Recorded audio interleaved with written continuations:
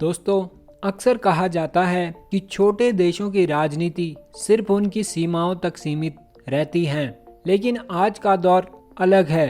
अब किसी भी देश के भीतर होने वाली हलचल सीधे सीधे पड़ोसी देशों और पूरी दुनिया की राजनीति पर असर डालती है, और इसका ताज़ा उदाहरण हमारे पड़ोसी देश नेपाल में देखने को मिल रहा है। नेपाल सरकार ने जब सोशल मीडिया पर अचानक पाबंदी लगाई, तब शायद उन्हें अंदाजा भी नहीं था कि इसका नतीजा इतना खतरनाक होगा। शुरू में इसे सरकार ने महज शांति और नियंत्रण का कदम बताया, लेकिन कुछ ही दिनों में यह फैसला जनता के गुस्से का कारण बन गया और देखते ही देखते नेपाल हिंसा और अराजकता में डूब गया। काठमांडू की सड़कों से लेकर नेपालगंज और पोखरा तक प्रदर्शन, आगजनी और झड़पों की तस्वीरें पूरी दुनिया के सामने आने लगी।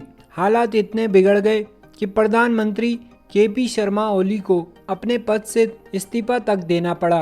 और खबरें तो दोस्तों यह भी है कि वो अपनी जान बचाने के लिए दुबई की तरफ जाने की तैयारी कर रहे हैं। लेकिन दोस्तों, यहाँ असली सवाल सिर्फ नेपाल की राजनीति तक सीमित नहीं है।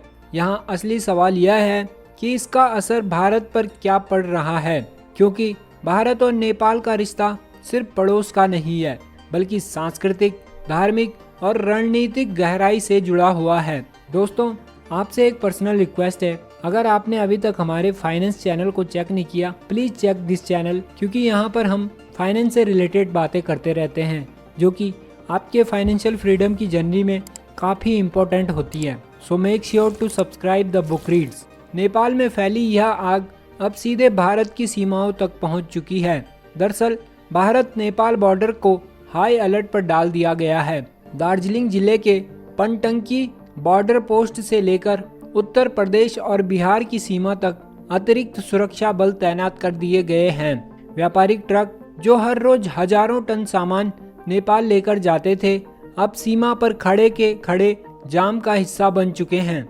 एयर इंडिया को दिल्ली काठमांडू की फ्लाइट कैंसिल करनी पड़ी है और हजारों यात्री, जिनमें छात्र, व्यापारी और पर्यटक शामिल हैं, बीच रास्ते में ही फंसे पड़े हैं। भारत हर साल नेपाल को करीब $7 बिलियन का सामान निर्यात करता है। इनमें पेट्रोलियम प्रोडक्ट्स, खाद्य सामग्री, दवाइयाँ और बिजली तक शामिल है। लेकिन नेपाल की अस्थिरता ने इस व्यापार को बड़ा झटका दिया है। भारतीय व्यापारी चिंता में हैं, क्योंकि न सिर्फ उनका माल सीमा पर फंसा है, बल्कि भुगतान की गारंटी भी खत्म हो रही है। दूसरी तरफ नेपाल की जनता बुनियादी जरूरतों के लिए परेशान है। दुकानों में तेल और अनाज की कमी दिखने लगी है और ब्लैक मार्केटिंग शुरू हो चुकी है। यानी नेपाल का संकट अब सीधा भारत की अर्थव्यवस्था और सीमावर्ती राज्यों की स्थिरता को भी प्रभावित कर रहा है। लेकिन दोस्तों, यह तो सिर्फ शुरुआत है। असली खतरा नेपाल के भीतर बढ़ती चीन की पकड़ है। जब भी कोई पड़ोसी देश अस्थिर होता है, चीन उसी वक्त सक्रिय हो जाता है। बीजिंग की नीति साफ है, जहां भी सत्ता डगमगाती है, वहां जाकर आर्थिक मदद, कर्ज और प्रोजेक्ट्स के नाम पर अपनी पकड़ बनाओ। नेपाल में भी यही हो रहा है। खबरें हैं कि चीन के राजदूत लगातार नेपाल के नेताओं और सेना के अधिकारियों से मीटिंग कर रहे हैं। बीजिंग की कोशिश है कि इस संकट का इस्तेमाल कर भारत को नेपाल से और दूर धकेल दिया जाए। दोस्तों, याद करो, कुछ साल पहले नेपाल ने भारत पर दबाव बनाने के लिए नया नक्शा जारी किया था, जिसमें भारत के लिपुलेख, कालापानी और लिम्पियाधुरा इलाके को नेपाल का हिस्सा दिखाया गया था। उस समय भी साफ था कि नेपाल चीन के इशारे पर यह सब कर रहा है। आज भी वही कहानी दोहराई जा रही है। नेपाल सरकार ने भारत और चीन के बीच लिपुलेख पास से होकर जाने वाले व्यापारिक रूट पर आपत्ति जताई है, जबकि यह रूट दशकों से अस्तित्व में है और इसी से कैलाश मानसरोवर यात्रा भी होती है। भारत का कहना है कि यह आपत्ति बिल्कुल बेबुनियादी है, लेकिन नेपाल इस मुद्दे को लगातार उछालकर अपनी राजनीति को भारत विरोधी रंग देना चाहता है। अब दोस्तों, यहाँ सवाल यह भी उठता है कि क्या इस पूरे खेल में सिर्फ चीन शामिल है? इसका जवाब है बिल्कुल नहीं। अमेरिका भी नेपाल की राजनीति में दिलचस्पी ले रहा है। वॉशिंगटन की रणनीति हमेशा से यह रही है कि दक्षिण एशिया के छोटे देशों को चीन से दूर रखकर अपने पाले में लाया जाए। अमेरिका लोकतंत्र, स्वतंत्रता और जनता के नाम पर वहां मदद पहुंचाता है, लेकिन असल मकसद चीन के बेल्ट एंड रोड इनिशिएटिव को रोकना होता है। नेपाल पहले ही BRI में साइन कर चुका है, लेकिन अभी तक कई प्रोजेक्ट्स लटके पड़े हैं। अगर नेपाल पूरी तरह चीन के खेमे में चला गया तो यह भारत ही नहीं बल्कि अमेरिका के लिए भी चिंता का विषय होगा। यही कारण है कि नेपाल का मौजूदा संकट अब सिर्फ घरेलू राजनीति का मामला नहीं बल्कि अमेरिका चीन की जंग का नया मैदान बन चुका है। दोस्तों, भारत के लिए स्थिति और भी जटिल है। नेपाल सिर्फ एक पड़ोसी नहीं बल्कि हिमालयी सुरक्षा बेल्ट का अहम हिस्सा है। भारत की उत्तरी सुरक्षा रणनीति इसी पर आधारित है कि नेपाल एक स्थिर और दोस्ताना पड़ोसी बना रहे। अगर नेपाल चीन के प्रभाव में आ गया तो भारत की पूरी सुरक्षा चेन कमजोर हो जाएगी।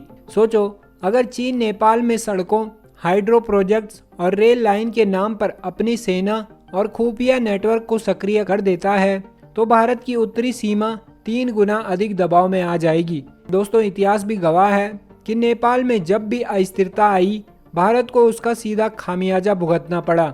चाहे 1989 का ट्रेड ब्लॉकेड हो या फिर 2015 का संवैधानिक संकट, नेपाल के भीतर की घटनाएं हमेशा भारत की राजनीति और अर्थव्यवस्था पर असर डालती रही हैं और यही वजह है कि भारत किसी भी कीमत पर नेपाल को चीन के हवाले नहीं छोड़ सकता।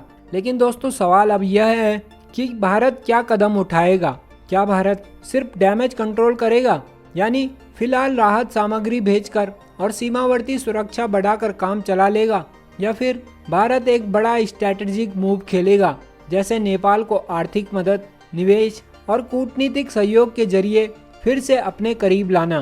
दरअसल भारत के पास अभी भी कई कार्ड हैं। नेपाल की बिजली, पेट्रोलियम और व्यापार भारत पर ही निर्भर है। अगर भारत चाहे तो कुछ ही हफ्तों में नेपाल की पूरी अर्थव्यवस्था को अपने सहयोग से स्थिर कर सकता है, लेकिन भारत जानता है कि कठोर कदम उठाने से नेपाल की जनता में एंटी इंडिया भावना और भी भड़क सकती है, जिसका फायदा सीधा सीधा चीन उठाएगा। दोस्तों, यह संकट हमें एक और बड़ी सच्चाई दिखा रहा है। दक्षिण एशिया के छोटे छोटे देश अब महाशक्तियों की प्रयोगशाला बन चुके हैं। श्रीलंका में हमने देखा कि कैसे आर्थिक संकट ने चीन और अमेरिका दोनों को मौका दिया। बांग्लादेश में भी यही खेल चल रहा है और अब नेपाल में वही पैटर्न दोहराया जा रहा है। जनता के गुस्से, भ्रष्टाचार और आर्थिक संकट को बाहरी ताकतें अपने फायदे के लिए इस्तेमाल कर रही है। तो दोस्तों, क्या नेपाल का मौजूदा संकट सिर्फ सोशल मीडिया बैन का नतीजा है, या यह एक ऐसी सोची समझी साजिश है जिसमें अमेरिका और चीन दोनों पर्दे के पीछे खेल खेल रहे हैं? अगर आप गहराई से देखें तो पाएंगे कि सोशल मीडिया बैन तो सिर्फ चिंगारी थी, असल बारूद तो पहले से भरा पड़ा था। आर्थिक असमानता, भ्रष्टाचार और नेताओं की नाकामी, यही बारूद अब फट चुका है और उसके धमाके की गूंज भारत तक सुनाई दे रही है। दोस्तों, अब देखने वाली बात यह होगी कि आने वाले दिनों में भारत कौन सा कदम उठाता है। एक बात तो तय है कि यह सिर्फ काठमांडू की सड़कों पर भड़की आग नहीं है। यह आग अब ग्लोबल पावर गेम का हिस्सा बन चुकी है, जिसमें भारत, चीन और अमेरिका तीनों दांव खेल रहे हैं। और अगर भारत जरा भी चूका तो चीन नेपाल में वही कर देगा जो उसने श्रीलंका और पाकिस्तान में किया है। तो दोस्तों, अगर आपको ये वीडियो पसंद आई हो, प्लीज़ लाइक द वीडियो। अगर आप चैनल पर नए हैं, please subscribe to the channel. हम मिलते हैं आपको नेक्स्ट वीडियो के साथ। तब तक के लिए जय हिंद, जय भारत।